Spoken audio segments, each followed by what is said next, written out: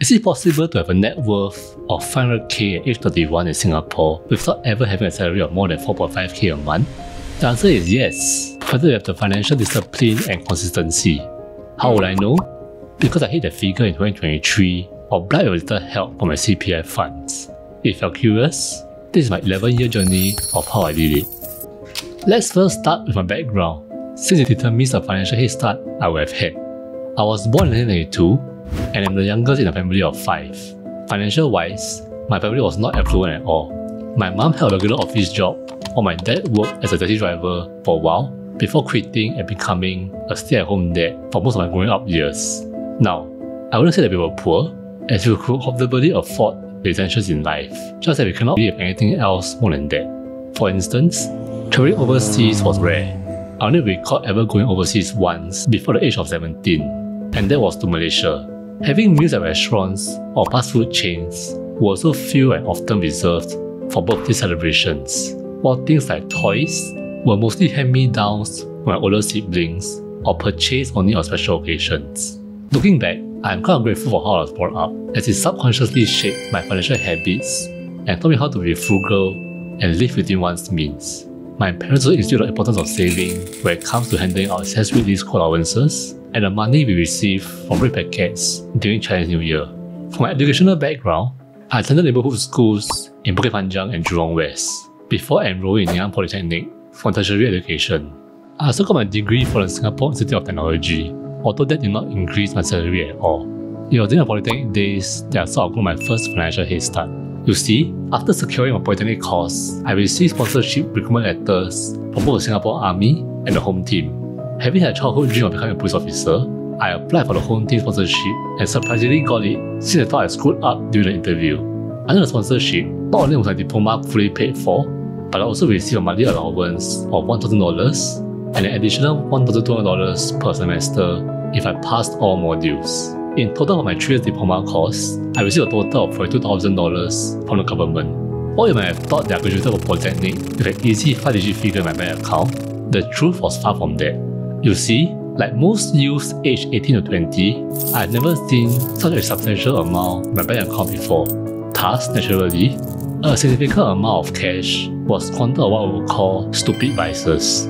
My so-called vice at the time was video gaming, or more accurately, buying in-game credits for an online game in a bid to be stronger and better than other players. How much did I spend, you ask? Let's just say that in some months, it could be as high as $400. This spending on video games was on top of a higher quality of life that I had in my Polytechnic days. So long story short, when I started my training in the Home Team Academy at the age of 20, I had less than $5,000 in my bank account.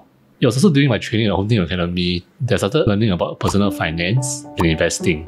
While most people will be exposed to investing via the book Rich Dad Poor Dad, my exposure hit a little closer to home. The book that got me thinking was titled What Your School Never Taught You About Money, written by the late Dennis Ng. In this book, he debunked some common financial thinking and myths, and provided practical ways to manage and invest one's finances. My takeaways from this book and a few others form the foundation of my 11-year wealth building journey.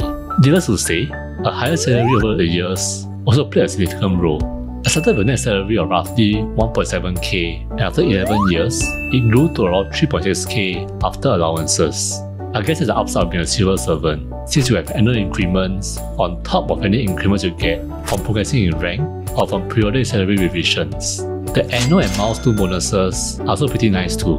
However, apart from having a higher income, there are 3 other basic things you need to build wealth, which are effective budgeting, saving, and investing. Sounds simple, right? But you'll be surprised how many cannot do this consistently. This is also the reason why, even when some individuals earn a 5-digit monthly salary, they still feel as if money is not enough. When it comes to budgeting, it's not just about allocating your income into savings and expenses, but also knowing exactly what your needs and wants are, and whether your income can sustain your lifestyle. At its core, needs are things that are necessary in life, such as food, public transport, and mobile data and internet. Wants, on the other hand, are luxuries that you can live without, such as taking private hire rides, getting a vehicle that you don't need, or going for expensive overseas trips. Of course, budgeting can be dynamic at different income levels.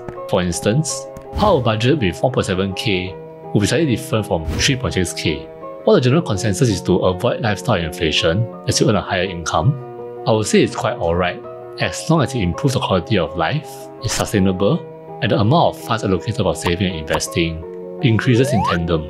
When it comes to saving, save mainly for future unexpected events and for growing your wealth through investments. Do not save simply so you can purchase a high value one in the future. Also, try to save as much of bonuses from a job as possible. This is also how I accelerated my wealth building journey. Of course, depending on saving alone is not enough to build wealth. You will need to invest in instruments that can potentially earn you a higher return than interest from banks. The most accessible way in which to invest your money would be in the stock market. You could also invest in the real estate market, but that will normally require a higher capital upfront. While many would suggest investing in S&P 500 ETFs, there's nothing wrong with starting in the local market and investing in an STI ETF at the start. That was also how I started, by investing in both the STI ETF and the Singapore government bonds before moving on to invest in individual REITs and stocks once I became more comfortable and experienced. In fact, I only started investing in the US stock market in 2021 when I've gotten more comfortable with the volatility. At the end of the day, when it comes to investing, it's all about putting our money into appreciating assets that can deliver inflation-beating returns while not causing you to lose sleep at night. Also, definitely stay away from get-rich-quick schemes and unregulated or unlicensed market instruments. So if you can consistently do the above-mentioned 3 things, I assure you that your net worth will increase over time.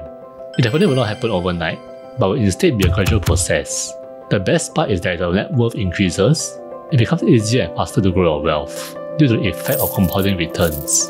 As the saying goes, money grows money.